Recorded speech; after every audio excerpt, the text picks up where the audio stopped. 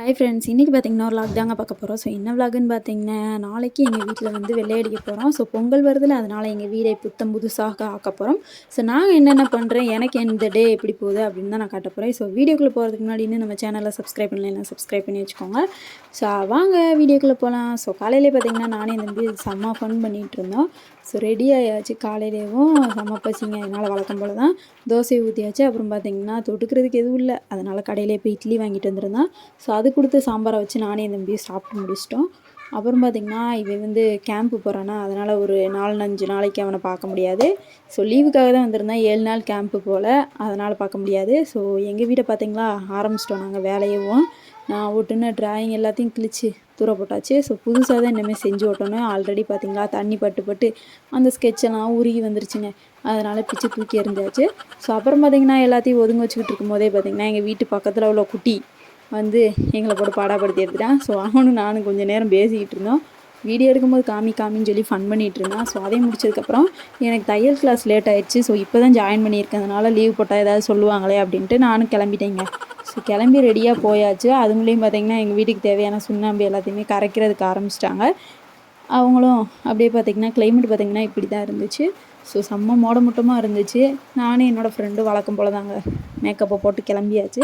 So போவேலே பார்த்திங்கன்னா லைட்டாக தூறல் விழுந்துகிட்டே தான் இருந்துச்சு. அதையும் தாண்டி நாங்கள் வெற்றிகரமாக போகுவதற்கு கிளம்பியாச்சு. ஸோ அங்கே போய் பார்த்தா பெருங்கூத்தாகி போச்சு. அந்த அக்கா வந்து வரல, லீவு போட்டாங்க. ஸோ நாளைக்கு தான் ஓப்பன் பண்ணுவேன் அப்படின்னு சொல்லிட்டு அடித்து எங்களை பற்றி விட்டாங்க. சரின்ட்டு நாங்களும் அவமானம் தாங்க முடியாமல் வந்துட்டோங்க. ஸோ வந்ததும் பார்த்திங்கன்னா காய்கறி கடையில் கொஞ்சம் வேலை இருந்துச்சு. அவள் வந்து காய்கறி திங்ஸ்லாம் வாங்கிட்டு இருந்தா.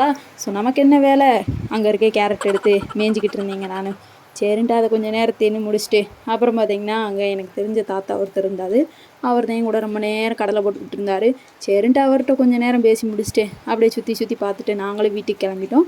ஸோ வீட்டுக்கு வந்ததும் பார்த்திங்கன்னா எங்கள் வீட்டில் பாதி தான் அடித்து முடிச்சிட்டாங்கங்க. சரின்ட்டு எங்கள் அம்மா தூசி எல்லாத்தையும் தட்டி வச்சுக்கிட்டு இருந்தாங்க. நானும் போய் ட்ரெஸ் எல்லாம் சேஞ்ச் பண்ணிவிட்டு வந்துட்டேன். பாதி இதை வெள்ளை அடிச்சிட்டாங்க. ஸோ பின்னாடி உங்களுக்கு ஏதாவது சவுண்டு கேட்கலாம், ஏன்னா எங்கள் ஊரில் மழை பெய்யுது, அதனால தான் அப்படி கேட்குறது.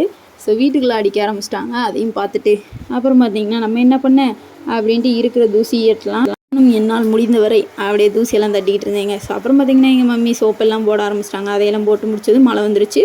ஸோ விடுது பெய்யுது இப்படி தான் இருந்துச்சு. எல்லாத்தையும் துவைச்சி எல்லாமே ரெடி பண்ணி வச்சாச்சு. ஸோ வீட்டுக்குள்ளே முடிஞ்சது பார்த்திங்கன்னா வீட்டுக்குள்ளே ஒதுங்க வைக்கிறதுக்காக நாங்களும் ரெடி ஆயாச்சு. அதை வீட்டுக்குள்ளே ஒதுங்க வச்சதுக்கப்புறம் பார்த்திங்கன்னா இன்னொரு பக்கத்தில் ஒரு கடை மாதிரி நாங்கள் வச்சுருக்கோம், அந்த இதையும் ஒதுங்க வைக்கணும். ஸோ அதுக்கு தான் நாங்கள் ரொம்ப கஷ்டப்பட வேண்டியது இருக்கும், ஏன்னா எல்லா திங்ஸுமே அதுக்குள்ளே தான் இருக்கும் எங்களுக்கு. ஸோ அதனால் பார்த்திங்கன்னா கொஞ்சம் ரெஸ்ட்டை விட்டாச்சு. ஸோ அப்புறம் பார்த்திங்கன்னா மீண்டும் மழை பெய்ய ஆரம்பிச்சிச்சு, காஞ்சிருச்சு. அப்படியே தாங்க போயிட்டு இருந்துச்சு.